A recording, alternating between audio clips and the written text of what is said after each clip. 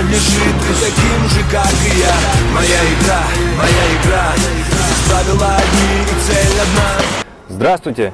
В эфире передача «Мой спорт». В гостях в школе боевых искусств Генсинкан Селестин Янович нам расскажет немножко о кендо и также покажет. Так что пойдемте посмотрим, очень интересно.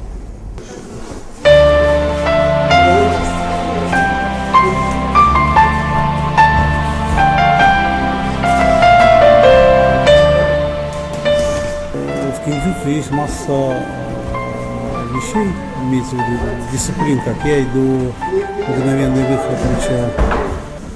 Есть просто мячами, бакенами работают, есть вот такими вот синами, бамбуковыми мячами, да. То есть как бы кендзюцу это как бы основа всех, наверное, боевых искусств, потому что все передвижения, все удары это идут чисто вот как бы от кендзюцу. Есть еще, хочу сказать, вот на поролоновых мячах вот, да? работают, где у нас есть и чемпионы Европы, обладатели Кубка Европы, есть призеры Кубка мира, вот ими на поролоновых, это тоже как кендзюцу считается, тоже как. А как это? Это новое видение, как бы, да, уже культивируется лет 10, наверное.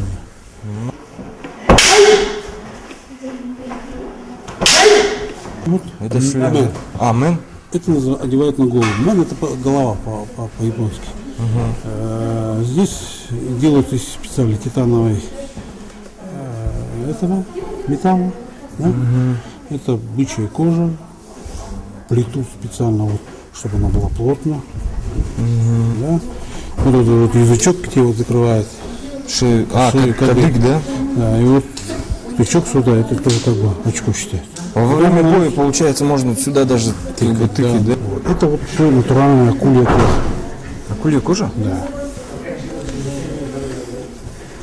Из акульей кожи. Поэтому пикировка очень дорогая.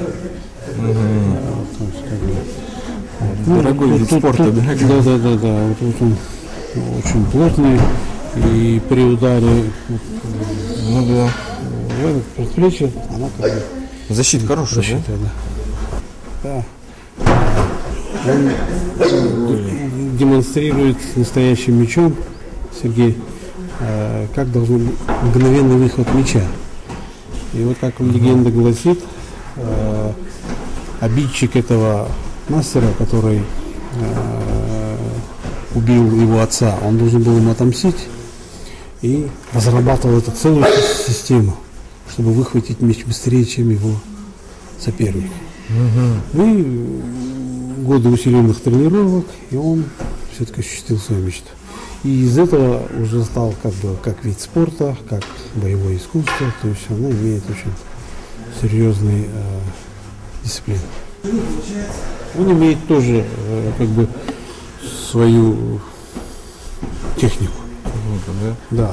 Ну там она обычно и рубят, покалывают и так далее. То есть ее очень хорошо использовали во время сипуки, харакири, когда делали, и так далее. Это вот танк, это короткий меч, самый маленький. Одноручный меч. То есть, если тот был двух, то это одноручный. То есть одной рукой, да? Да, одной рукой. Можно было работать правой рукой, также и левой рукой. Существует масса ритуалов, которые, если я вам показываю, то всегда острым как к тебе, ко мне, не к вам, да? Вот так. И если я показываю вам вот так вот, то это в любой момент можно выхватить и все. И это значит, у меня плохие намерения. Вот так тоже. Ну да. У меня плохие намерения. Поэтому меч всегда должен быть к себе. Это значит, я вам с уважением не показал. А они полностью заостренные или что-то? Да, нет, вообще эти мечи? Нет. Мечи, вот обычно, когда вот в кино показывают, там бросают там тряпкой, она все режется, как бритва и так далее. То это миф. В основном всегда идет принцип колун. Так. Да? Когда человек был в доспехах, вначале били этой частью, взламывали, потом уже резали. То есть, и затачивалось в основном вот вот эта вот часть, вот отсюда до сюда. Всякое. Да? А эта часть была, можно было, наверняка видели в кино там, хватает там и так далее, там, да. Но никто не берет за концы. Есть даже целая техника, когда ладошки встречают там, и так далее. Да, видел в фильмах такое. Продолжал. Внутри у него обязательно там клеймо его стояло. И чем как бы стариннее меч, тем оно считалось кровь. Скажу честно, что у Японии они делали из песка. Что? Из песка. Руды-то не было у них. И они Так, вот это интересно. Из этого делали как бы из песка. Поэтому они были очень хрупкие все. Ну, конечно, когда появлялось там железо, там они понятно, да. целая технология, но это уже другая совсем, другой рассказ был. Здесь благодарственное письмо о том, что вы нас поддерживаете, рекламируете боевые искусства. Все, спасибо большое. На стеночку, в рамочку обязательно повесим. Всех благ, удачи.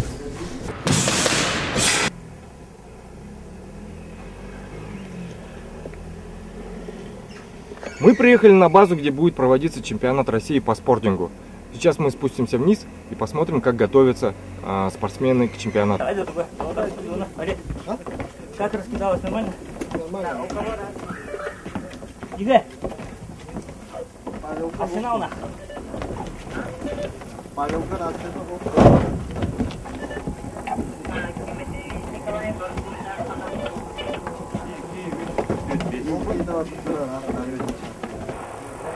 Какой третий банк? Промах! Игорь. Линкольн РФТ. Так, мишень Д.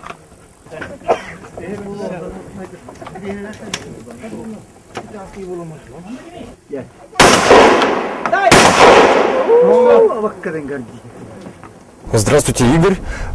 Расскажите, пожалуйста, как давно вы занимаетесь таким видом спорта, как спортинг и стендовая стрельба? Занимаюсь с 2005 года. Ну и стреляю в летнее время. И уже каждый год, каждую зиму жду уже, когда наступит весна, когда же мы начнем стрелять. А сколько вообще в общем наград у команды республики? Ну, допустим, только в этом году в командном зачете наши ветераны, старички, скажем так, заняли первое место на чемпионате России по компакт-спортингу в Санкт-Петербурге. Вот я думаю, что это хороший показатель. То есть у нас не только стреляют мужчины и юниоры, но и ветераны у нас показывают неплохие результаты. Есть у нас и кандидаты, и перворазрядники. У вас скоро будет чемпионат России по спортингу. Вы готовы принять гостей? Ну, во-первых, проделана очень большая работа, построены объекты, сделаны линии, всего 8 стрелковых линий, в каждой линии по 3 стрелковых номера, в каждом номере будет по 4-5 машинок. Каждый стрелок будет принимать всего 200 мишеней за 3 дня. А можно еще такой вопрос? Хотелось бы узнать про ваши значки. Что это за значки такие? Некоторых значков здесь нету. Ну, это значки, как сказать, вот когда приезжаешь на соревнования, допустим, в Италии был, в Франции, одногруппники, которые стреляют с тобой, а в каждой группе по 6 человек, и ты стреляешь 3-4 дня с одними и теми же людьми. И после соревнований как бы есть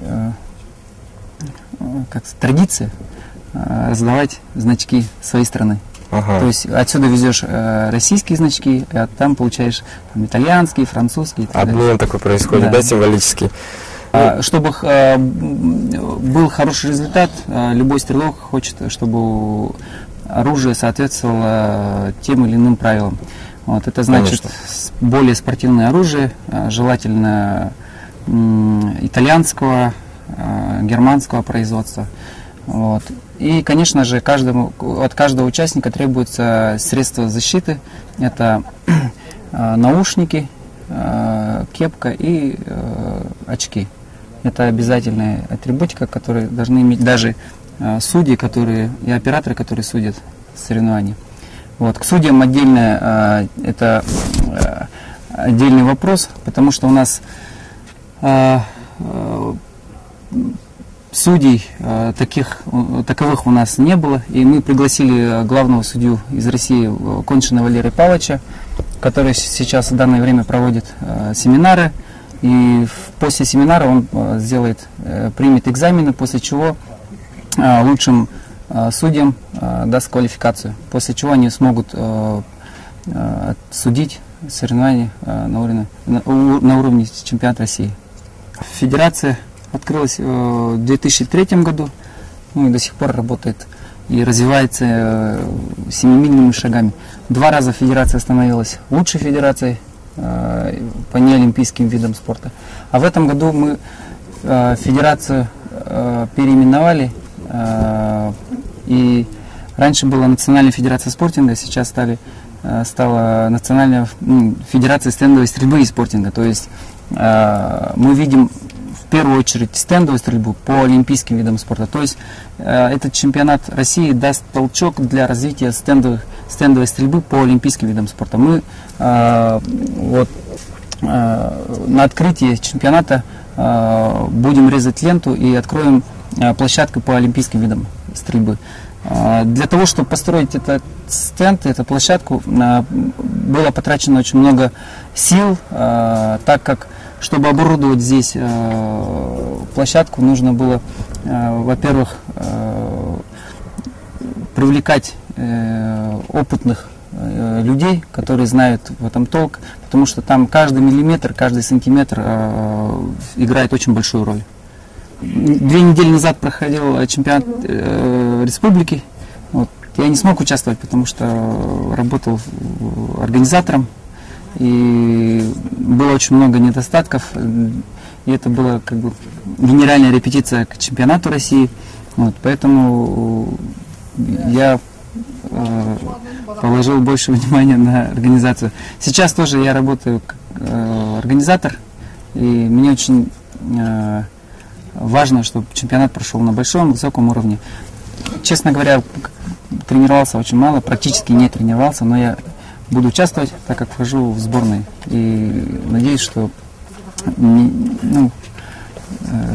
покажу результат не хуже сборной. На этом все. Смотрите передачу «Мой спорт», занимайтесь спортом. До свидания. Это рэп-техника твоего стиля. В рамках большого ринга ждешь гонга. Как может ожидать взрыва бомба? Так-то-то удар по твоим колонкам. Знай, рифмы как выпады. Конкуренты выбыли, не ради прибыли. Мы сюда прибыли. Куплеты — это атака, потом фулл контакт. Такая тактика, это не просто драка. Это судьба мастера в своем весе. Твой один удар, он разменяет на 10. Еще пару секунд и вот звучит гонг. Приготовь уши, определен чемпион.